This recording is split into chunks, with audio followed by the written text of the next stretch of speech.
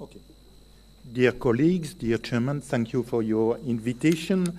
So I will talk about anterior bone loss, because if you look at literature, there are many reports, many meta-analyses published in the last years, and all these meta-analyses report good results with artificial disc, either with one level, either two levels, as a hybrid construct.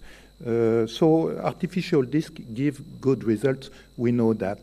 But also multiple events, adverse events, have been described with disc arthroplasty.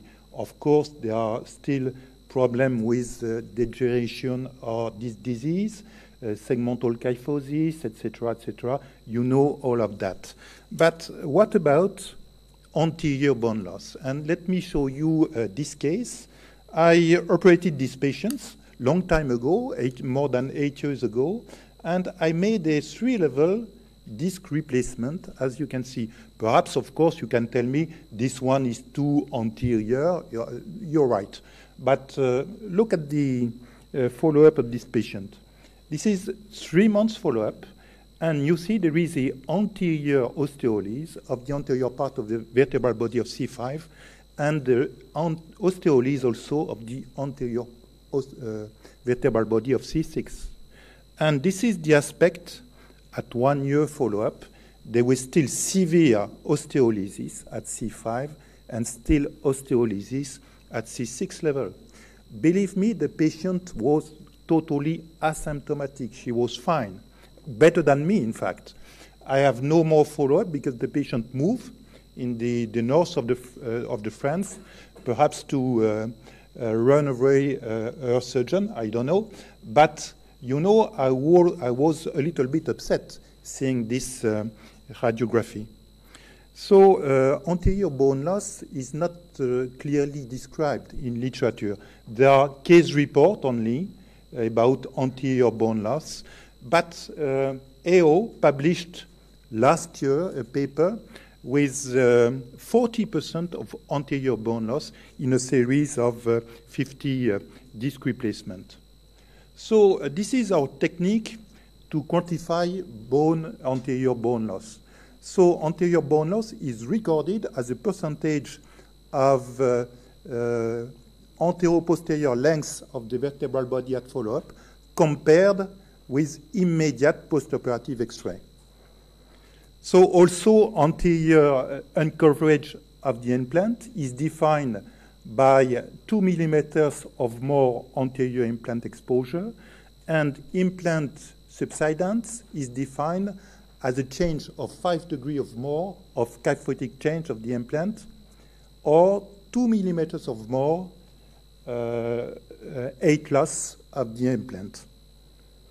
So using these methods, we propose the classification, and this classification will be published in a couple of weeks in Journal of Neurosurgery, classification of anterior bone loss. This is mild, grade 1. Percentage of bone loss is between 1 and 5. Moderate anterior bone loss, between 6 and 10. And severe anterior bone loss, more than 10% of loosening anterior osteolysis without or with subsidence of the inferior end plate of the vertebral body, of the prosthesis, sorry. This is a case of mild anterior bone loss. You can see there is no subsidence. There is no exposure of the anterior part of the prosthesis.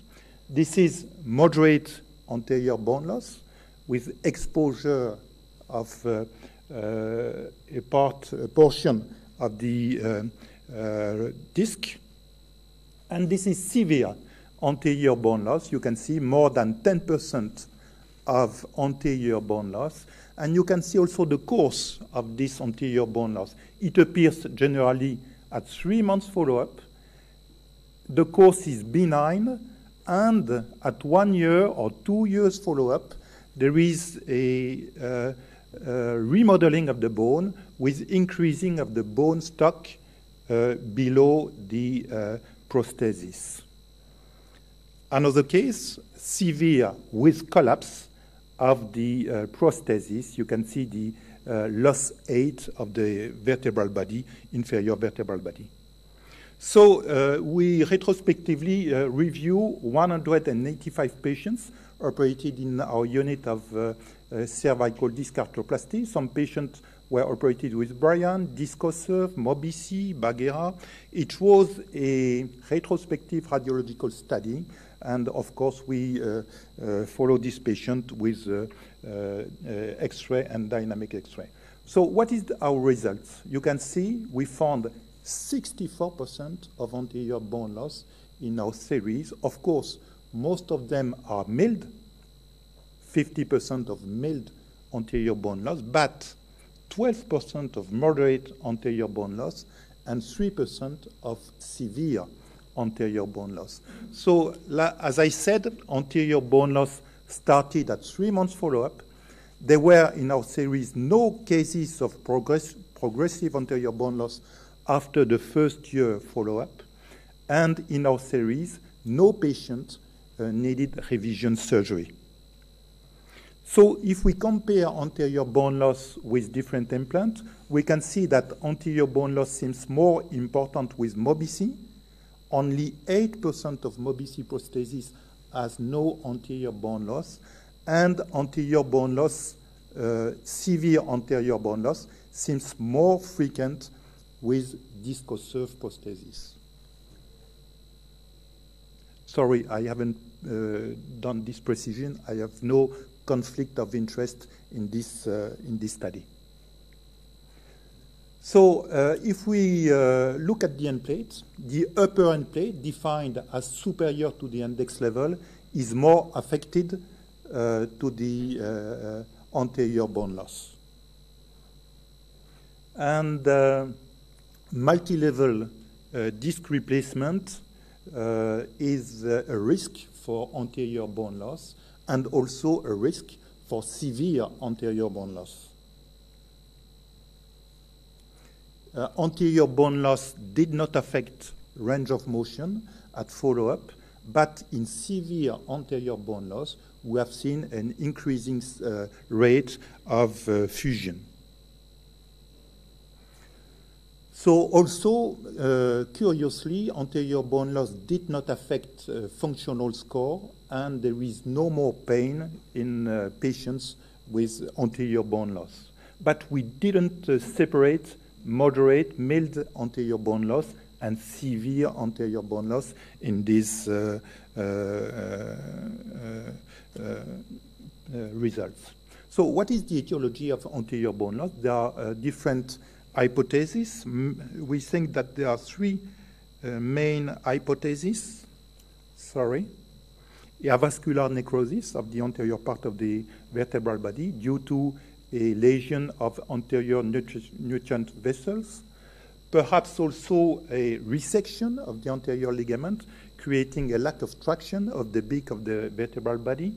And perhaps also a biomechanic etiology with a stretch shielding in the anterior part of the bone loss. So we speak this morning about the center of rotation. As you know, center of rotation is located almost downward of the end plate in the posterior part of the vertebral body. We can quantify, of course, this center of rotation with the software using dynamic X-ray. It's easy now. And of course, if the center of rotation is too anteriorly, that can create distraction of the posterior facet. And if center of rotation is too posteriorly, then can create hyperpressure in the anterior part of the disc. And for the center of rotation, of course, in the sagittal plane, this is a good center of rotation with the facet sliding. But if the center of rotation is downward, perhaps it's not the same in the frontal plane, because you could have problems with the insinus process. And usually in the frontal plane, the best option is to have a center of rotation upward. So at that time, we don't know the best situation for the center of rotation in the cervical spine. So we studied also the risk factors for anterior bone loss. We didn't find risk factors from age, sex, etc., etc. The only risk factor in our series was the number of level operated. As you can see, the greater the number of level operated, the higher the risk of developing anterior bone loss. And again, we didn't differentiate in this analysis the severity of the bone loss. Because I spoke with other surgeons in CSRS, it was yesterday in Barcelona, and some surgeons told me that they have more anterior bone loss with female than male, and we didn't check this in our study. So in conclusion, anterior bone loss is common, starting within 3 months. It's a non-progressive phenomenon. There is no progression of anterior osteolysis after the first year follow-up. Perhaps it is not implant specific, but as we have seen, there are some difference in the rate of anterior bone loss with the implant. No one of our patients needed revision surgery, and this clinical effect, of course, is a little bit disturbing, but this phenomenon is disturbing, but the clinical effect remains unclear. Thank you very much. Thank you for this very nice presentation about another bad side effect of artificials. There are some questions to Professor Gille. Everything is clear. I saw the lecture of the previous lecture, and I look always to the anterior bone loss, and in some cases I saw anterior bone loss, yes, but always mild anterior bone loss with the progressive removal of the osteophytes.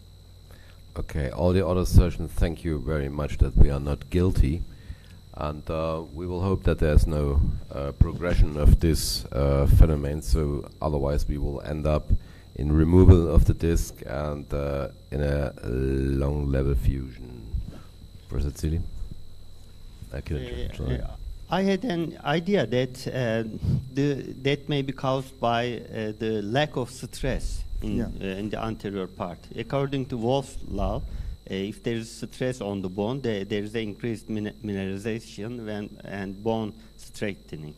And I observed that in your cases, by time, at the 6 months, there is some sort of kyphotic change.